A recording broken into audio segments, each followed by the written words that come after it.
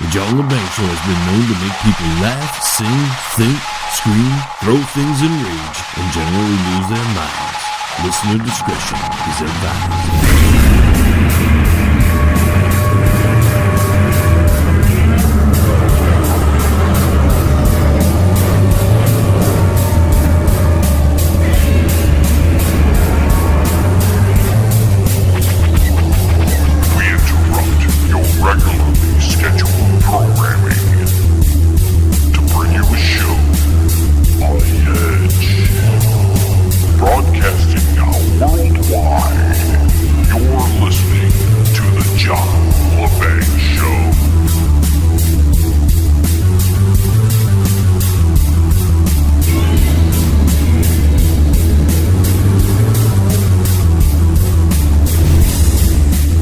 Secret Memos, The Real State of the Union, and Wall Street Meets Lucifer. That's what's headed your way in this hour of the John Lebang Show. Greetings, Earthlings, welcome, and salutations. I'm your host, John Lebang. If you're joining me for the first time, thank you for coming. I hope you get a little bit of enlightenment out of this broadcast. This is our news and talk hour. We do this once a week for 60 minutes. We then have a variety hour that also is 60 minutes, oddly enough, which contains comedy, talk, all kinds of other things that aren't included in this first hour. And maybe if you like it, you can go to our third hour, which is a music hour. So apparently the big memo, it was the big talk all week. All the mainstream news was getting all hyped up about the memo that was going to be released on Friday. And once it made mainstream news, I was like, listen, there's not going to be anything. I was telling all my friends this. There's not going to be anything new in this.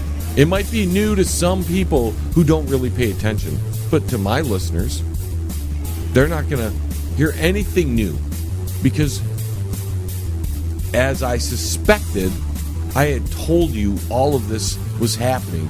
All of this you can find in prior episodes of the John Lebang Show. Yet it is brand new news to the mainstream media for some reason. But the memo, which was released on Friday, February 2nd, didn't have too many redactions in it, actually. I was rather impressed. And I'm going to read from the memo because I do not want people to think I'm biased in one way or the other and think I'm trying to change the narrative. Because this is not the mainstream manufactured news. This is not CNN or MSNBC or NBC or Fox News. We're not Alex Jones here. We're going to just tell you what's in the memo, let you decide what you think is going on, and then you're going to realize, if you're a long-time listener, that we had already spoken about this. We've discussed almost each of these, I'm going to say, bullet points that is contained inside this memo, dossier, whatever you want to call it. It's the memo, right? It's the memo. You want to be accurate. So let's get past all the formalities of, just saying, hey, we can release this document. And because the memo had government formalities all in the beginning part. Let's get to the meat of the memo here. Property of the House of Representatives is the title. Then they redact something which isn't redacted so well. It's for secret appropriation, I believe. It's easy enough to read, I think. I could be mistaken. But usually when the government redacts something, they put a black line through it. They make sure the whole word and all the letters are covered. There's just a quick line through it. So, whatever that means. Application that is known by the government. In the case of Carter Page, the government had at least 4 independent opportunities before the FISA to accurately provide an accounting of the relevant facts. However, the findings indicate that, as described below, material and relevant information was omitted. Number 1, the dossier. Compiled by Christopher Steele, which is called the Steele Dossier. We had, I don't know how long ago we talked about this, but for my longtime listeners, you should at least start to remember this as I go through it.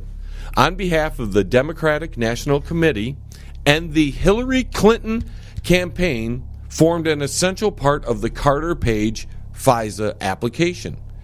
Steele was a longtime FBI source who was paid $160,000 or more by the DNC and Clinton campaign via the law firm Perkins Cole and research firm Fusion GPS to obtain derogatory information on Donald Trump's ties to Russia.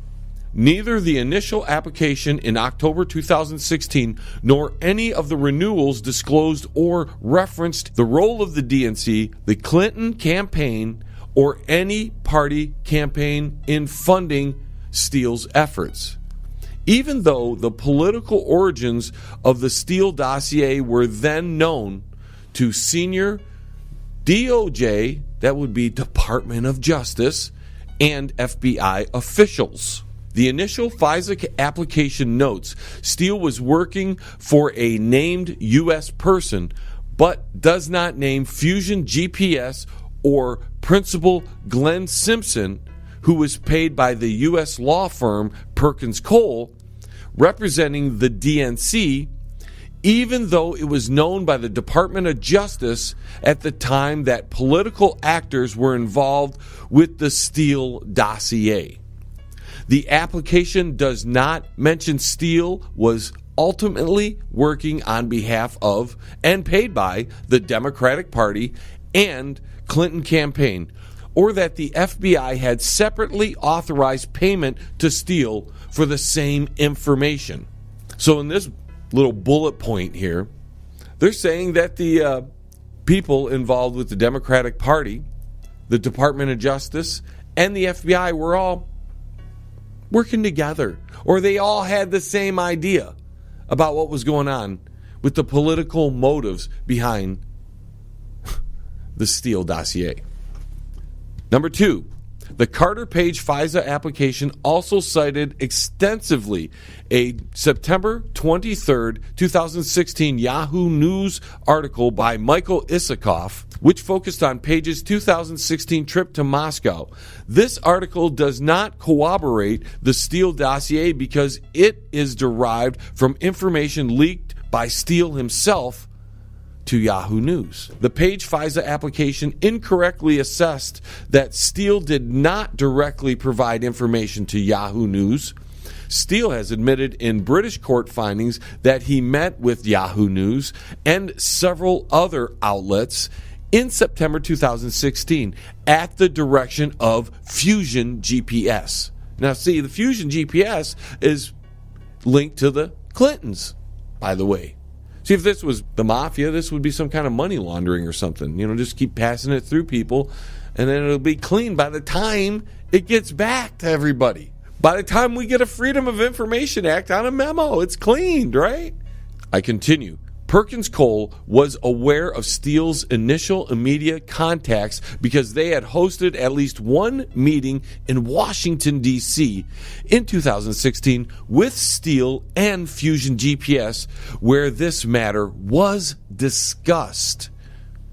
Steele was suspended and then terminated as an FBI source for what the FBI defines as the most serious of violations: an unauthorized disclosure to the media of his relationship with the FBI in an October 30th, 2016 Mother Jones article by David Korn. Steele should have been terminated for his previous undisclosed contacts with Yahoo and other outlets in September, before the Page application was submitted to the FISC in October. But Steele inappropriately concealed from and lied to the FBI about these contacts.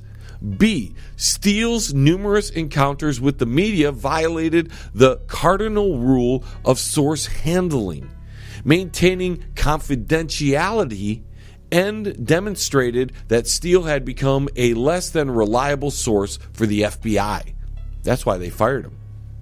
3. Before and after Steele was terminated as a source, he maintained contact with the DOJ via then Associate Deputy Attorney Gerald Bruce Orr, a senior DOJ official who worked closely with Deputy Attorney General Yates and later Rosenstein. Shortly after the election, the FBI began interviewing Orr, documenting his communications with Steele. For example, in September 2016, Steele admitted to Orr his feelings against then-candidate Trump when Steele said he was desperate that Trump not get elected and was passionate about him not being president.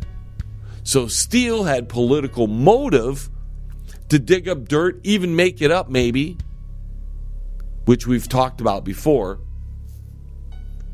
just so DT didn't get elected.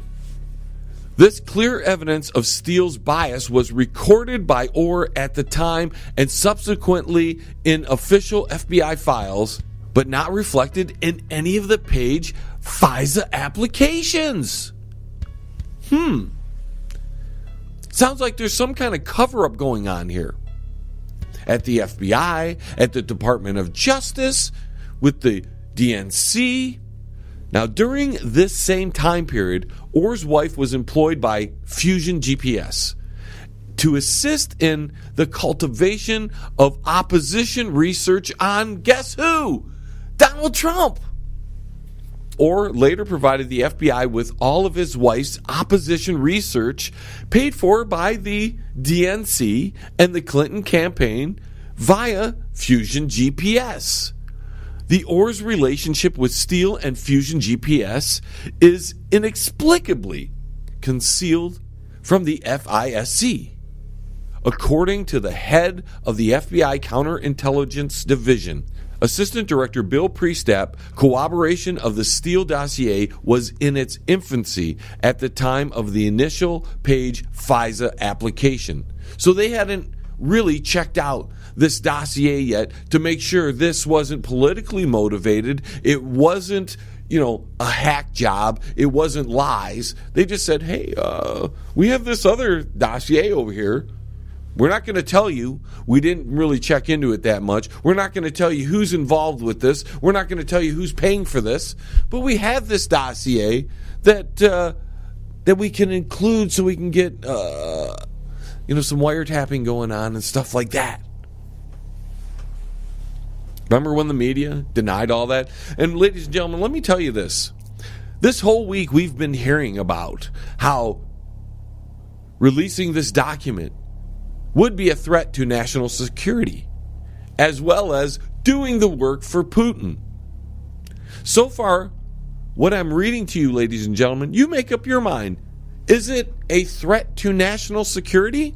Or is it that a bunch of people just didn't want this to come out because it would show a few things that just by chance, it's just by chance the John Lebang Show has been telling you about.